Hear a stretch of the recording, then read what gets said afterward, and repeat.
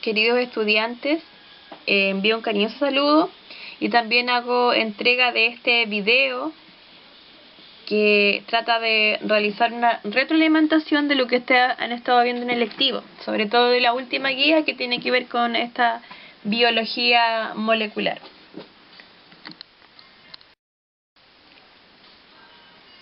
En lo que va en este tiempo, ustedes han realizado bastantes actividades en la asignatura. Una de ellas es observar y escribir un PowerPoint referente a teoría celular. Estuvieron armando su cuaderno, les di tiempo para que hicieran eso. Después trabajaron en la primera guía que tenía que ver con conceptos celulares y esa teoría celular para tratar de recordar funciones de diferentes organelos, ¿cierto? Que es lo que más me interesa por ahora. Y la guía número 2, trabajarlas, y era de biología molecular. Previamente a eso también hicimos una clase en Zoom, una clase online donde ustedes pudieron hacer algunas preguntas. Traté de explicar la diferencia entre biología molecular y biología celular y darle un poco de orientaciones para empezar esa guía.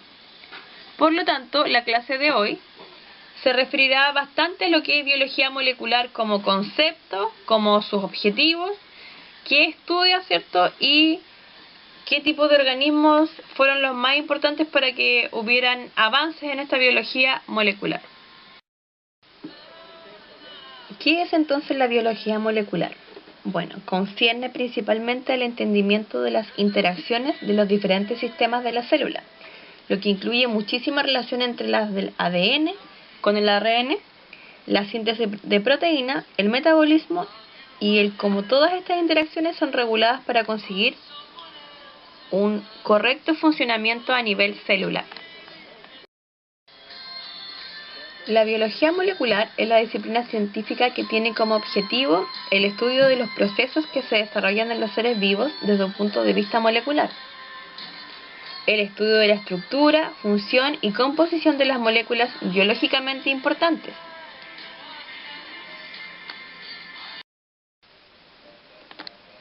Es por ello que ustedes pueden darse cuenta entonces que hay mucha relación existente entre biología molecular, biología celular, entre ciencias como citología, bioquímica, fisiología, genética y química. Son ciencias que no pueden ser estudiadas aparte, sino que todos estos procesos que tienen que ver con la estructura macromolecular y más pequeñas de las células tienen que ser estudiadas de diferentes ámbitos. Al estudiar el comportamiento biológico de las moléculas que componen las células vivas, la biología molecular roza otras ciencias que abordan temas similares. Por ejemplo, juntamente con la genética, se interesa por la estructura y funcionamiento de los genes y por la regulación de la síntesis intracelular de enzimas y de otras proteínas. Con la citología, se ocupa de la estructura de los corpúsculos subcelulares, es decir, el núcleo, nucleolo, mitocondrias, ribosomas y lisosomas, etc., y sus funciones dentro de esta célula. Con la bioquímica, estudia la composición cinética de las enzimas, interesándose por los tipos de catálisis enzimática, activaciones, inhibiciones competitivas o alostéricas. También colabora con la filogenia, al estudiar la composición detallada de determinadas moléculas en las distintas especies de seres vivos, aportando valiosos datos también para el conocimiento de la evolución. Por lo tanto, la biología molecular debe estudiarse desde diferentes ciencias que la deben acompañar para entender diferentes procesos en lo que es una célula. Por tanto, ahí, como mencionábamos anteriormente, aparece genética, filogenética, bioquímica y también aparece la citología, entre muchas otras. De hecho, cuando ustedes trabajaron en su guía, se dieron cuenta que hay muchas ciencias que uno puede ir relacionando con esta biología molecular. ¿Por qué? Porque todos estos procesos de las enzimas, de los ADN, los ácidos nucleicos, tienen que ser estudiados de diferentes ámbitos.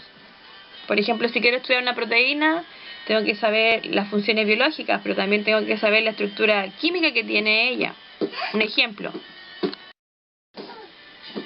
¿Cómo entonces podríamos diferenciar esta biología molecular? Bueno, porque ella es la que pretende fijarse con preferencia en el comportamiento biológico de las macromoléculas, es decir, de estudiar ADN, ARN, enzimas, hormonas, y dentro de la célula y explicar las funciones biológicas del ser vivo por estas propiedades al nivel molecular. O sea, esa es su característica, esa es lo que difiere de ambas otras ciencias. Hemos hablado entonces de diferentes conceptos como ARN, ADN, síntesis, combustión, diferentes procesos que deberíamos explicar entonces ahora. Para poder explicar la biología molecular, primero tenemos que entonces entender lo que son las biomoléculas. Yo digo biomoléculas o macromoléculas o bioelementos, son conceptos equivalentes. Por lo tanto, empezaremos hablando de las biomoléculas orgánicas. ¿Qué son? Las biomoléculas son las moléculas constituyentes de los seres vivos. Los 4 bioelementos más abundantes de los seres vivos son el carbono, hidrógeno, oxígeno y nitrógeno, representando alrededor del 99% de la masa de la mayoría de las células. Estos 4 elementos son los principales componentes de las biomoléculas, debido a que permiten la formación de enlaces covalentes entre ellos, compartiendo electrones debido a su pequeña diferencia de electronegatividad, y por lo tanto estas biomoléculas orgánicas, como ya se dijo anteriormente, presentan carbono. Y las principales biomoléculas podríamos agruparlas en 4. Hablamos de carbohidratos, lípidos, ácidos nucleicos y proteínas.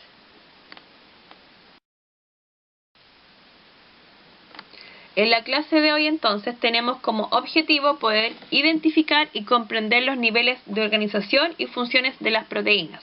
Hoy veremos entonces esa biomolécula orgánica, específicamente proteínas. ¿Qué son las proteínas? Las proteínas son moléculas formadas por aminoácidos que están unidos por un tipo de enlace conocido como enlace peptídico. El orden y la disposición de los aminoácidos depende del código genético de cada persona. Todas las proteínas están compuestas por carbono, hidrógeno, oxígeno y nitrógeno. Y la mayoría contienen además azufre y fósforo. Las proteínas suponen aproximadamente la mitad del peso de los tejidos del organismo y están presentes en todas las células del cuerpo, además de participar en prácticamente todos los procesos biológicos que se producen. Por lo tanto, aquí tenemos la estructura química de ese aminoácido. El aminoácido entonces está formado por un grupo amino, en el centro una cadena de carbono, R que significa radical, que quiere decir que se va a unir a otra cadena existente, y además tiene un grupo carboxilo. Repito entonces, la estructura química de un aminoácido consta de un carbono central, grupo amino, grupo carboxilo y un radical. Mencionamos que el enlace que tiene una proteína es un enlace peptídico, por lo tanto el enlace peptídico es un enlace entre el grupo amino del aminoácido que vimos anteriormente y el grupo carboxilo de otro aminoácido. Los péptidos y las proteínas están formadas por la unión de aminoácidos mediante enlaces peptídicos. No olvidarse de eso, por favor. Ahora, todo este proceso se conoce como condensación. Cuando hay dijimos entonces la unión de un grupo carboxilo, que se abrevia ahí, ¿cierto? COOH, de un aminoácido, y el grupo amino, NH2. Acá en este proceso se conoce como condensación y se libera una molécula de agua. Siempre esto caracteriza entonces al tipo de enlace peptídico.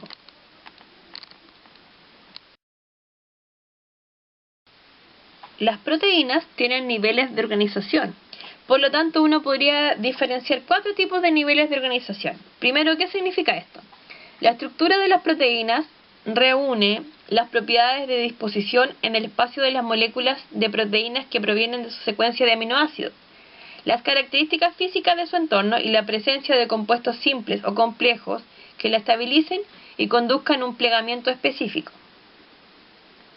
Entonces, podemos reconocer 4 estructuras diferentes, dependiendo de esta unión de los aminoácidos. Recuerden que las proteínas, si uno quiere dividirla, lo más pequeño que puede encontrar de esa proteína son aminoácidos. Por lo tanto, la primera estructura corresponde a la secuencia de una cadena de aminoácidos, ¿cierto? Ahí solamente se ve cadena de aminoácidos. Luego, hay una estructura secundaria de estas proteínas, que ocurre cuando los aminoácidos en la secuencia interactúan a través de enlaces de hidrógeno. Si estos enlaces de hidrógeno se forman, aparece entonces la estructura secundaria que se ve acá.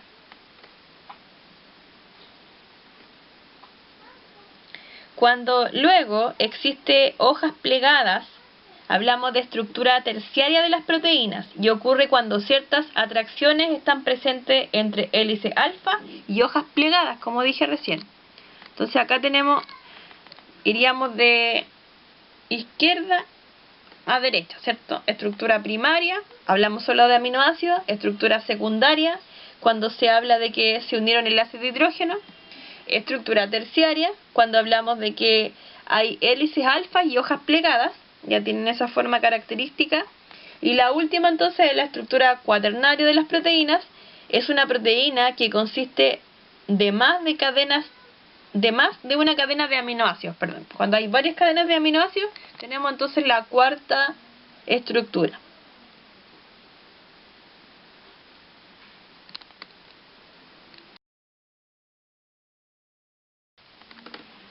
En la siguiente diapositiva entonces se muestra cada una de las estructuras de los niveles de organización de una proteína. Estructura primaria, secundaria, terciaria y cuaternaria. Aparece entonces ahí, está la imagen y digamos la explicación. La primera corresponde, como dijimos, a la unión lineal de todos los aminoácidos a través de un enlace peptídico. Ese enlace se daba entre el grupo amino y el grupo carboxilo, como por ejemplo la insulina. Se inicia con un grupo de amino terminal y finaliza con un grupo carboxilo.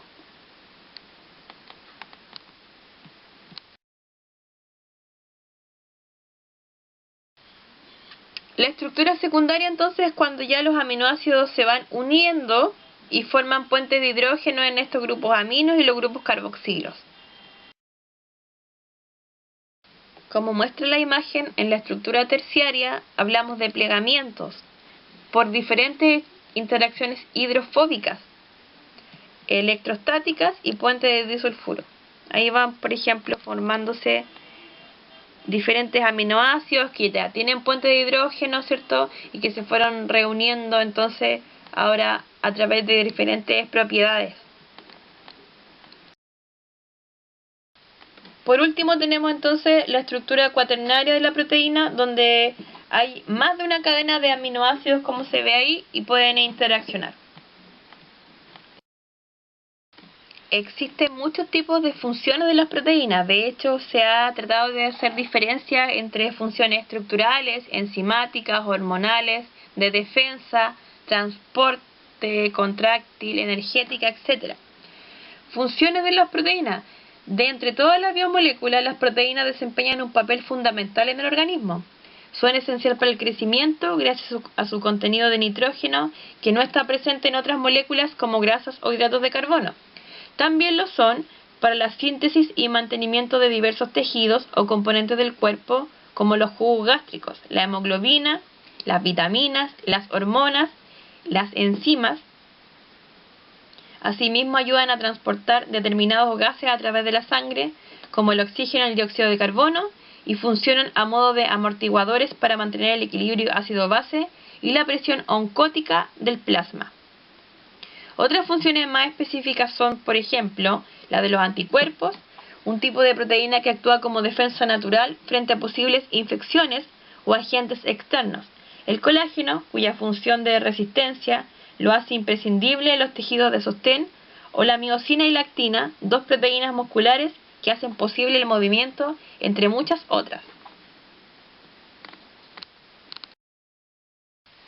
De todos modos, yo enviaré un documento con las funciones de las proteínas y la explicación de cada una de sus clasificaciones también. En realidad quería que esto sea como una primera pincelada para empezar a hablar y recordar lo que eran proteínas. Entonces, haciendo un resumen de lo que son las proteínas, ya dijimos entonces que estaban formadas, o su estructura mínima consiste en los aminoácidos. Los elementos principales que contienen son carbono, hidrógeno, oxígeno, nitrógeno y azufre. También, ¿cierto?, se pueden unir por tipo de enlace peptídico. Tienen 4 tipos de estructuras diferentes que mencionamos anteriormente y podemos encontrarlas en los alimentos como carnes rojas, blancas, lácteos, huevos, legumbres, frutos secos, etc.